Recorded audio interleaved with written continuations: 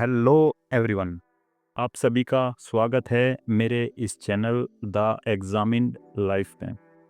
और आज के डिस्कशन की शुरुआत मैं एक वेदांतिक फ्रेज से करना चाहूँगा जो कुछ ऐसे हैं: all knowledge is our ignorance. इसका अर्थ अगर हम शाब्दिक अर्थों तक सीमित रहेंगे तो शायद हमें तर्कसंगत मालूम ना पड़े। इसका शाब्दिक अर्थ होगा कि जितना भी ज्ञान है या हम समझते हैं, जितना भी हमारा ज्ञान है वह हमारी अज्ञानता है। लेकिन जब हम समझना शुरू करते हैं, गहराई से अनुभव की कसौटी पर कसते हैं एक एक शब्द को, तो हमारा जीवन को देखने और हमारी समझ की गहराई में अमूलचूल परिवर्तन आता है। हमारा सारा लिटरेचर जो स्पिरिचुअलिटी और अध्यात्म के क्षेत्र और धर्म की व्याख्या एवं उसके महत्व से डील करता है, चाहे वह वेद हो, गीता हो, वेस्टर्न या Arabic, regardless of any physical boundary, कहीं ना कहीं एक ही बात पे आके सहमत होता है कि यह जगत मिथ्या है। मिथ्या का मतलब है इमेजिनेटिव है, वर्चुअल है, यहाँ सत्य कुछ नहीं। तो ऐसे जगत से जन्मा कोई भी परसेप्चुअल कंसेप्चुअल अनुभव वास्तविकता कैसे हो सकती है? नहीं, शायद मिथ्या ही होगा। और उस मिथ्या को हम समझते हैं कि वह हमारा ज्ञान है, हमारी नॉलेज है। वास्तव में तो हमारा सारा विषयों का ज्ञान हमारी वास्तविकता के बारे में हमारी अज्ञानता को दर्शाता है, दिखाता है। पहले तो मैं यहाँ चाहूँगा कि मैं इमेजिनेशन और रियलिटी का अर्थ क्लियर कर दूँ।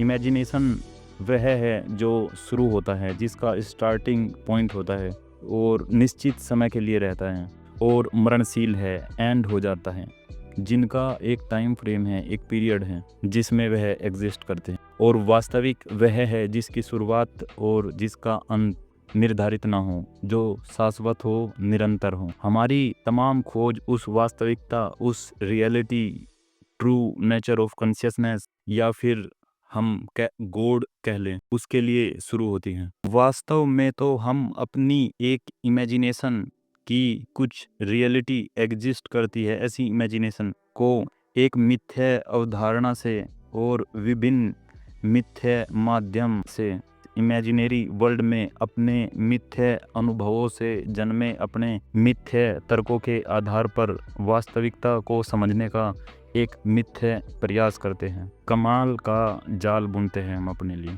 वास्तव में तो हम अपनी अज्ञानता को बढ़ा रहे हैं। ये सारा लिटरेचर, ये रिचुअल्स, ये पाखंड क्रिएट करके अपने मन को समझाने का प्रयास करते हैं कि हम भगवान या कॉन्शियसनेस या उस वास्तविकता का एक दिन बोध करेंगे।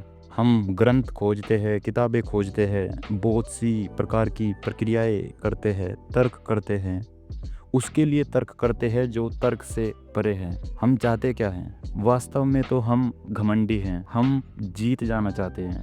हम यह कहना चाहते हैं कि देखो, तुम बहुत छुप रहे थे हमसे और हमने तुम्हें ढूंढ लिया। हम अपने अज्ञान से, अपने मिथ्या ज्ञान से हर पल अपने आप को अहम से भर रहे हैं। लेकिन सहयोग को मानने वाले लोग ऐसे न थे। सहयोगियों को भारत के वेदों और मुख्य विचारधारा से जुड़े प्रचलित धर्मों में जगह नहीं मिली, क्योंकि उन्होंने इस अवधारणा को अपने अनुभव की कसौटी पर परख कर खारिज कर दिया। वह इस झूठी दौड़ में शामिल न हुए। सांख्य दर्शन ने हमें धरातल दिया, सोचने समझने का नजरिया दिया और भारत के चिंतनशील मनों को वास्तविकता को शुरू से समझने का मौका दिया। मैं यहाँ इस चैनल के माध्यम से, मेरा यह आशय नहीं है कि किसी की अवहेलना की जाए, पर हमें अपने विश्वासों, अपने बिलीव्स, अपनी वैल्यूज़, अपने कल्चर, अपने ट्रेडिशन को अपने अनुभव से दोबारा जीवित करना होगा, खड़ा करना होगा, जैसे हमारे पूर्वजों ने किया होगा। ये ग्रंथ, ये किताबी ज्ञान, पंडित पुरोहित पाखंडियों की व्याख्याएं हमें ज़्यादा मदद नहीं करेगी और अंत में हम पाएंगे कि दूसरों के बनाए हुए खोखले ढांचों में हमने अपना जीवन खो दिया और ये रिग्रेट अभूतपूर्व होगा। ये कसक हमें चैन से मरने भी नहीं देगी। मेरा सभी सुनने वालों से विनम्र निवेदन है कि इन पाखंडी कथावाचकों का बहिष्कार करें। ये भ्रम के अलावा हमें कुछ नहीं दे सकते।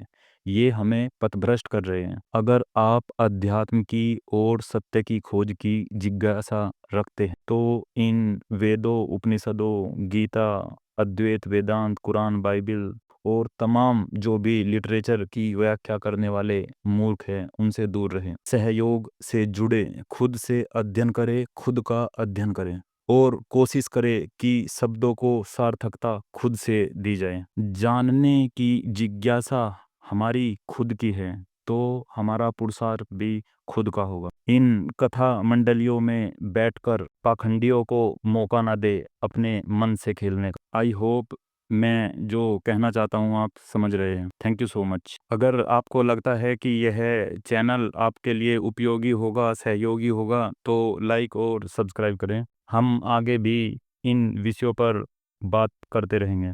धन्यवाद। आपका दिन शुभ हो।